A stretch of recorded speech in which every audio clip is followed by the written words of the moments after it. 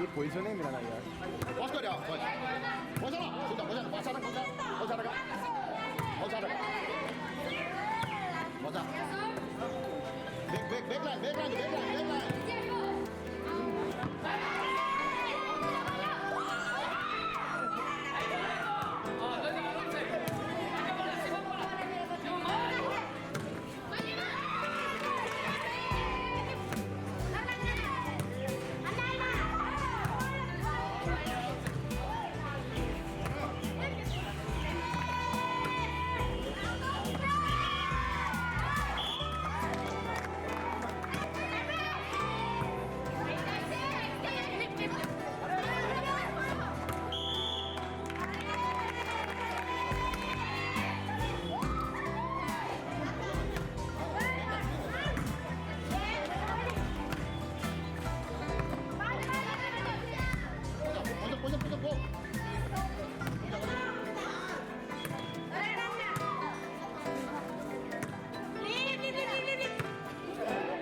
এইটো Brahmaputra volleyball league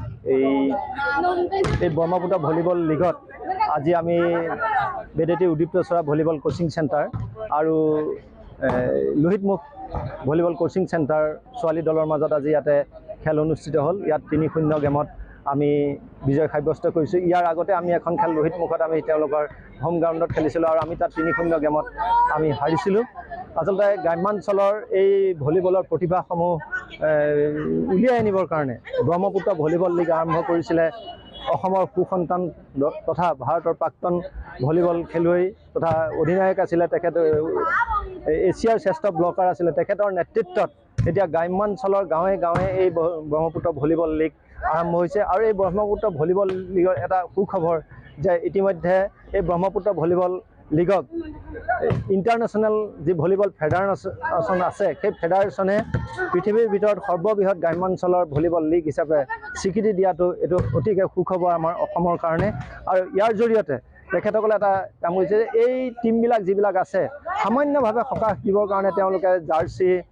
বল বা কিছু কিছু ঠাইত লাইটৰ ব্যৱস্থা বা যাতায়াতী ব্যৱস্থা ইত্যাদি কৰি বিভিন্ন ধৰণৰ সা সুবিধা দিয়াৰ প্ৰয়াস কৰিছে আৰু কিছু কিছু দিছে আৰু যাৰ কাৰণে এতিয়া গ্ৰাম্যাঞ্চলৰ খেলুৱৈসকল ওলাই আহিবৰ কাৰণে যথেষ্ট সুবিধা, কাৰণ ইয়াত বল এটা বা জাৰ্চিৰ কাৰণে যথেষ্ট অভাৱ আৰু সেই অভাৱখিনি পূৰণ কৰিবৰ কাৰণে অভিজিৎ ভট্টাচাৰ্যৰ নেতৃত্বত যি ব্ৰহ্মপুত্ৰ ভলীবল লীগ আছে সেয়াই